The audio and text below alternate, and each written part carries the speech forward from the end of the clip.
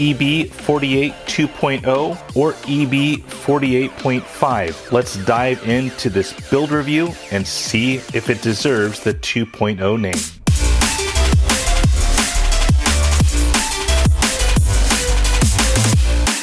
Hey everyone, Rich here from the RCNetwork.com, and today we are taking a look at the brand new Tekno EB48 2.0 and my full build review. In this build review, we'll be going over everything that comes inside of the box direct from Tekno as you see it in front of you. Now, in this video, we'll be covering all of the tools needed to assemble your brand new RC, fluids that came with the kit, and also some additional things that you may need to build this kit. A quick look at the owner's manual and the most lengthy full breakdown I've ever done on an RC before. Finally, we'll also cover some parts that were left over from the kit, what's needed to complete this to be a fully functional RC, and my overall thoughts on the brand new EB48 2.0. Tools needed to fully assemble your EB48 2.0 are a listing of hex wrenches 1.5, 2.0, 2.5, moving to nut drivers 5.0, 5.5, and 7.0. Some good needle nose pliers, specifically the Tekno shock shaft pliers, and also their 17mm wheel wrench, a good body reamer and sharp hobby knife, some cutoff shears, and finally a 4mm turnbuckle wrench. Tekno does supply all of the fluids to assemble your brand new RC, including 500 and 550 CST shock oil, 7,000 and 10,000 weight diff oil, and some good thread lock and some black grease. Adding in some old used chapstick for the turnbuckle build, and of course some sort of O-ring grease for the shocks. The Tekno EB48 2.0 owner's manual is no different from any other Tekno. Now this thing is very well laid out, very well illustrated, has lots of cool little notes on each step to kind of give you an insight on why they did something or how to do something. It's very helpful to actually read each step prior to moving to the next step. Now, one thing I do want to note here, they do have some YouTube videos that Tyler Hooks did.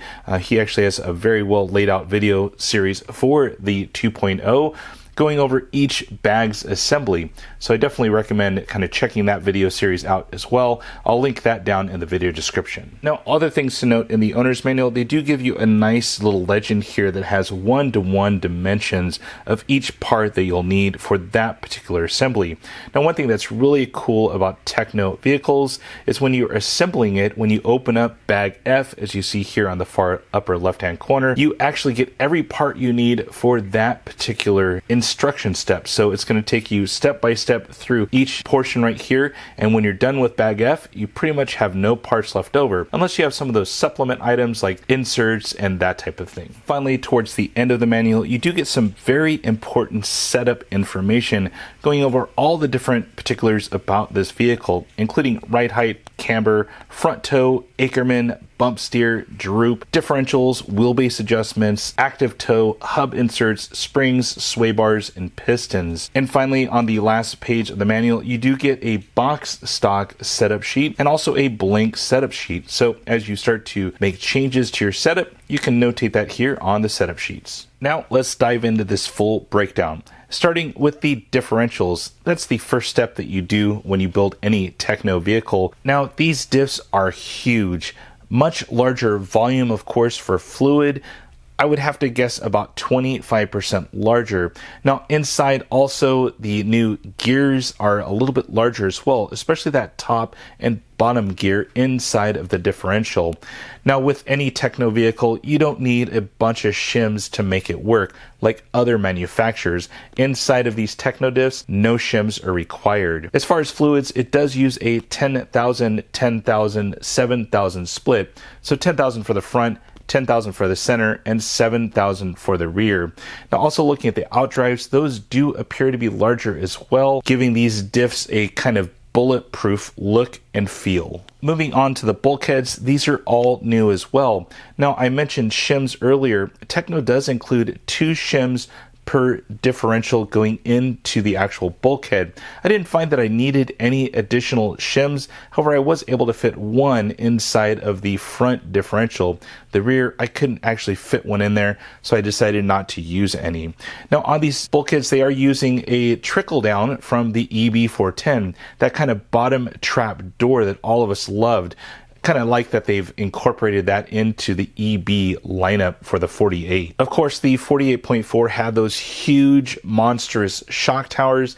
These have definitely been scaled down. And finally, the cute little Tekno dongle on the rear unit here. That thing has a universal, so it actually was too small to fit just a dog bone. So they went ahead and added a universal to add on to that rear center drive shaft. Another all new feature for the EB48 2.0 are the sway bars. Not specifically the sway bars, but how they mount up. They're actually bearing assisted. So you talk about smooth, these things are smooth. They operate with a tiny little bearing in there, and then they just have a plastic cap that goes through and takes up the slack and moves it all around.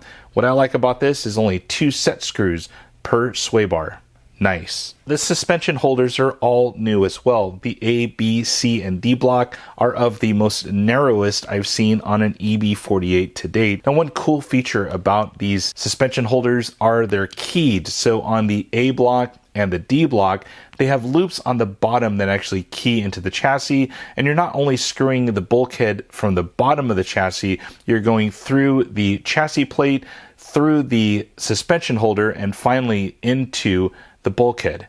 Nice touch. Now, a cool feature found on both the front and rear arms are hinge pin inserts. They're actually metal hinge pin inserts that go inside of the arm, and then the hinge pin slides through that, creating a completely friction-free fit. So throw away those arm reamers. You're not going to need them on this buggy. Now, the rear arms and hubs have the most adjustability I've seen from any Tekno EB48. The arms now have inserts for adjustability of your toe, and the hubs have inserts for roll center. So lots of different inserts on that rear end of the vehicle. You can adjust infinitely how you want to set your toe and also your roll center. Now, one thing to point out on the arm inserts for the rear, they do have a 1-notch and 2-notch design, and that's designed to go on the front of the arm and the rear of the arm. Now, of course, on the rear of the arm, you want to use the 1-notch design, and the front of the arm is a 2-notch design. So when you're pulling them off the tree, just make note of that. It's also stated in the owner's manual. Now, another unique design for not only the rear hubs, but also the front hubs, they actually use kind of like a crush washer in between the two bearings. Now, you have to insert the crush washer in first, then the inside bearing, and then on the outside bearing, they're actually using a flanged bearing now. So a little bit more durability there built into the hubs. Now, the turnbuckles haven't changed too much on the 2.0 version. They are very simple to build, and what I mean by simple is they use the same rod ends on either side of the turnbuckles. And what's nice is they just pretty much are flat. There isn't like a turn and you have to pay attention to which side is on the left side. Everything's pretty easy to build with these turnbuckles, and just add some chapstick so it's really easy to turn them on. Now, one thing that is slightly different in this kit is you do get a supplement bag, and it's actually bag Q. I think in the manual they referenced it to bag S, and that gets you those angled up rod ends, so if you're running additional droop on the rear, you can kind of make that change for that rear camber link. Taking a look at the front arms of the 2.0, they are now twisted, so not only do you have the kind of flat section right here, but then they kind of angle up and twist on the back portion of the arm. A little bit odd, and I'm sure there's some engineering marvel that the Tekno experts have added to this, but just a little bit strange that I noticed immediately when I was building the 2.0. Finally, one of the most notable changes on the 48 2.0 are these huge, monstrous machined aluminum caster blocks. These things are huge. When I originally opened them, I didn't think that they were actually aluminum until they were clanking around a little bit. So these things are huge, large, and in charge, and they are actually bearing actuated. So they have a little bearing that sits in there that we kind of saw that on the 48.4 version, but on this one, these things are monstrous. Now, when you are mounting up the actual caster blocks to the knuckles, I suggest taking the knuckle and screwing in these top screws into the knuckle first without the caster block.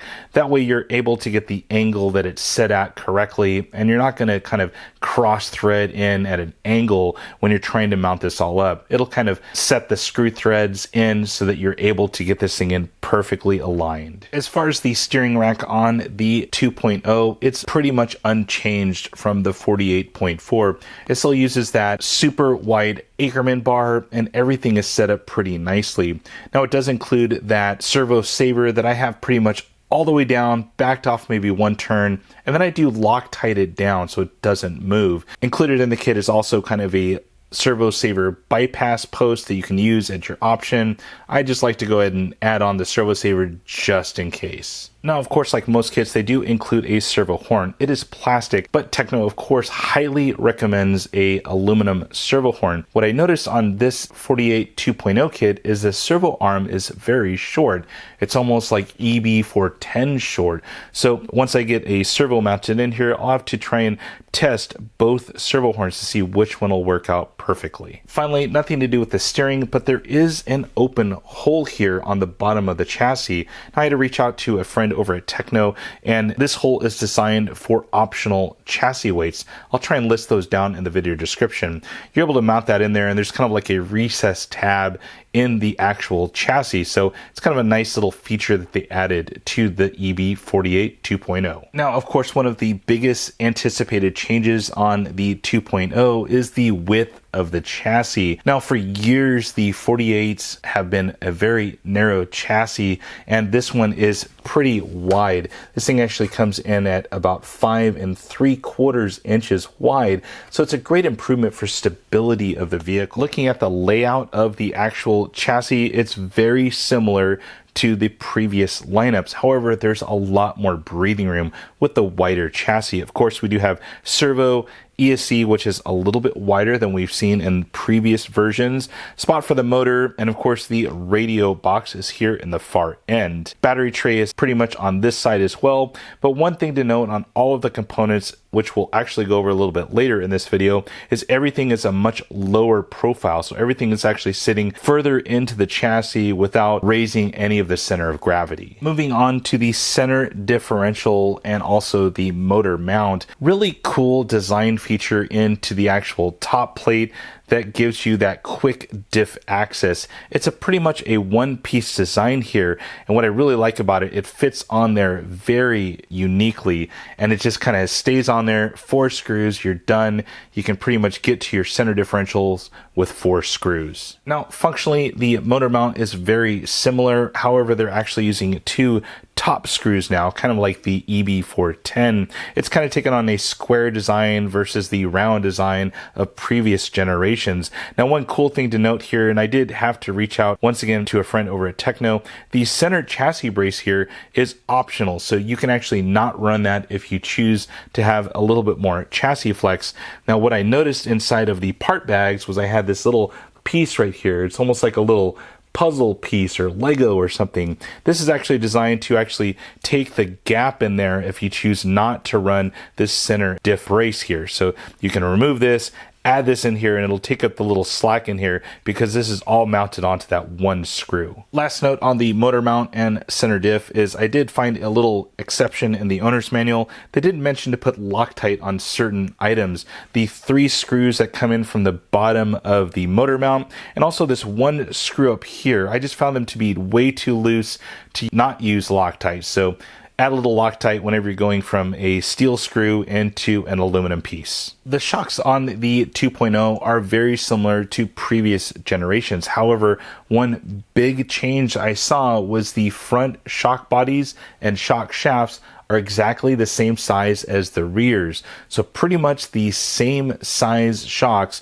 for front and rear on this 2.0 version. Now, as far as shock fluid, in my kit, I received 550 for the front and 500 for the rear. However, in the manual, they actually state 650 for front and 600 for the rear. So probably a running change that they did for the setup out of the box. On the shocks, you'll find upgraded everything. You get these nice machined aluminum shock caps that pretty much you don't see in any other Tekno vehicle included as stock. You do get aluminum adjusters and the aluminum bottom cap. So pretty much you have a bulletproof shock package on the 2.0. Now, when you are opening up the bags for your shocks, bags L and M, please note which parts come in which bag. It's kind of hard to determine which ones are front and rears if you already opened everything up. So I kind of kept the bags there as a reminder of which bag was which. Now, one thing to note on the rear shocks, you do get a external limiter that's kind of built into the cartridge of the shock. It's the last piece that goes into the cartridge, and it just limits the amount of throw that the actual shock shaft has. Now, the pistons are Delrin and also machined, so no cutting it off of a parts tree. These things are a fine piece. Now, they do have kind of a hybrid hole design, kind of like a 5-hole design with 2 tiny holes just to kind of give it that perfect setup out of the box. Taking a look at some of the chassis components, starting with the servo and ESC mount, full new design. Now, there's not a top plate on the servo mount anymore, but this is a pretty rigid design. I don't see any issues with this thing kind of bobbling back and forth. Now, built into the actual servo mount is the ESC mount, and it's kind of recessed into the actual chassis plate, giving you a super low center of gravity for your ESC, which is pretty nice. The radio box is set way back and actually sticks out a little bit from the body. Now, the radio box is changed. It still has the incorporated transponder mount on the top of it, which is really nice. And they include the screws, which is also pretty cool. One thing I do not like about the radio box is the huge gaping hole for all the wires to go through. Now, of course, we're not expecting a waterproof receiver box from Tekno. This is a race vehicle, but the size of the hole is enormous. I see lots of dirt and silt getting in there. So that's one thing that I kind of want to change on my setup, is try and make that a little bit more dust proof. Another nice change is the actual battery tray. Now, there's no bottom to the battery tray anymore. This is actually sitting on the actual surface of the chassis plate. So you're getting a little bit more lower center of gravity with one of the heaviest components, your battery. Now, you do have these kind of end pieces here. So you have a U shape on the back and also on the front. You do have these little side guards here. Now, the side guards are mentioned in the owner's manual as being a tuning option. In other words, a chassis flex tuning option. You can actually remove these to get a little bit more chassis flex, which is pretty nice. Now, Velcro straps, this is one of the largest or widest Velcro strap that I've seen in the industry. This thing's about 1 inch wide. It's large and in charge, and I love the fact that there's only one battery strap. It was kind of a pain when you had the 2 sideway ones and then the long one on the other previous versions of the Teknos. Finally, that body. Yes, everyone kind of hates the Tekno body.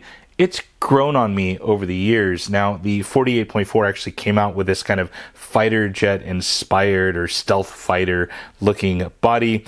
This one, of course, has accompanied a wider chassis, so a little bit wider body, a little bit more body surface, so you can fit more decals on it, which is pretty cool. But overall, the body is pretty easy. Now, one thing I noticed on the body, they actually incorporated these little tabs right here to put pieces of Velcro. They're not included in the kit that I saw, but you can actually add those on to give you a little bit more peace of mind. Some of the parts left over in my Tekno EB48 2.0 kit are some spacers to adjust wheelbase, some A, B, C, and D block inserts to adjust your racing geometry, some rear arm inserts to adjust toe, some hub inserts up here to adjust the roll center, a supplementary bag if you are running extended droop in the rear setting, a servo saver bypass, motor bolts, 23 and 24 tooth spline servo horns, some diff spacers if needed, bolts to mount on your transponder if you choose to do so,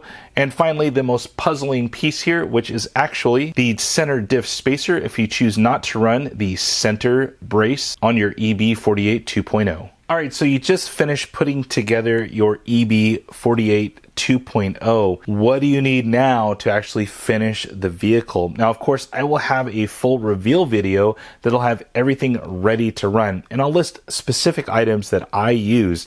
But in general, you will still need a pinion gear, a servo horn, which is recommended to run an aluminum horn, and the screw to mount that servo horn, a motor, an ESC, a radio system, including the radio and receiver, a battery, wheels and tires, and finally paint to paint up that clear body. Well guys, that is my full build review of the Tekno EB48 2.0. Now hopefully I provided you guys with some good information for possibly your current build, or if you're in the market for a new 8-scale E-Buggy. So what are my thoughts on the new 2.0? I'm pretty blown away, to be honest. This thing has so many additional features.